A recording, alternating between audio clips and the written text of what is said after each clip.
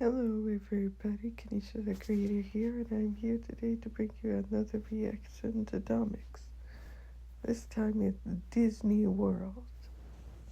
Hello guys, this video has been brought to you by Verve. Head over to verve.co/domics or click the link in the description to get a 30-day ad-free trial of Verve Premium. First of all, hope those of you that celebrate had a wonderful Christmas and happy holidays, and that you have made peace with 2018 and are looking forward to the new year.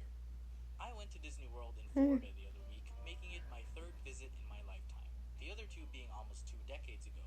I went with my girlfriend Claire. Yes, we are still together despite the recent video I made, and we had well, an I'm amazing glad. time. What I don't understand is why people bring their babies and very young children to Disney World who haven't developed the cognizant ability to even understand the experience, let alone remember them.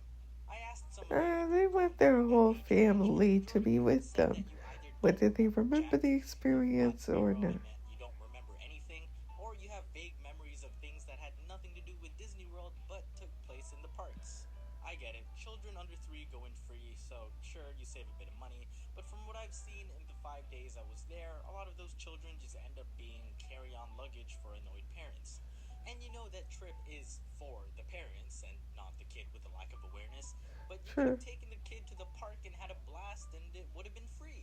But now you gotta push them on strollers through large crowds, constantly protect them from the Florida heat and humidity, unless you go in December like I did. It was actually pretty chilly. What the heck?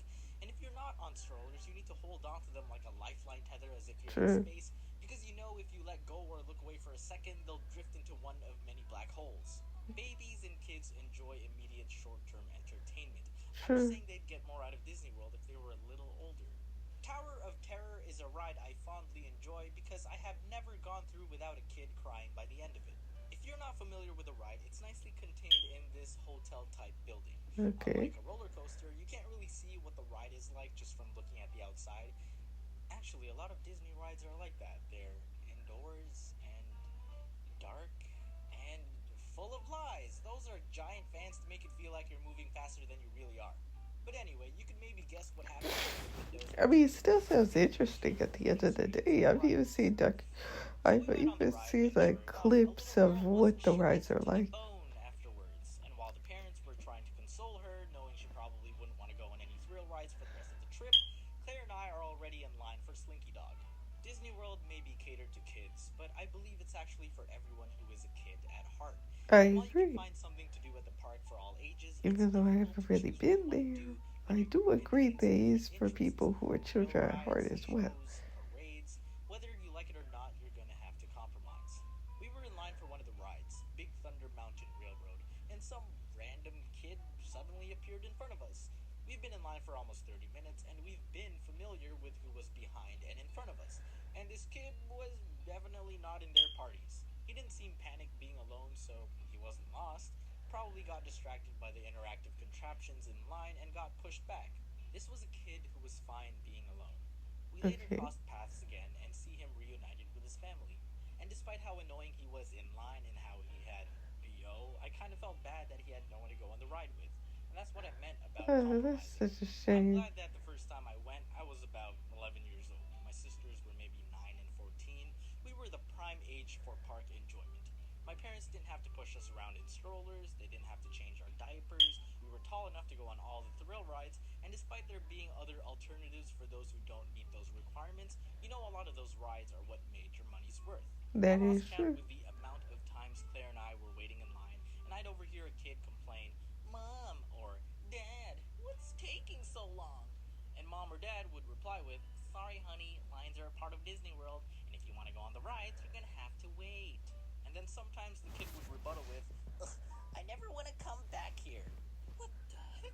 Do you know where you are? See, here's the thing with bringing your kids to Disney World.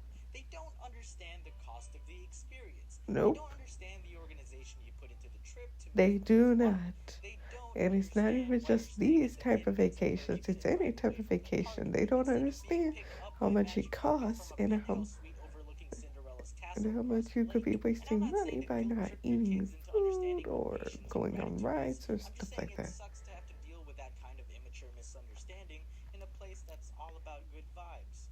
You don't want to have to convince your kids why they should enjoy being in Disney World. But those parents were right. Most of Disney World is spent waiting. Waiting for Yeah. a bus, waiting in lines, waiting for fireworks, waiting for the restroom. What people don't realize is that his name has been a typo this whole time.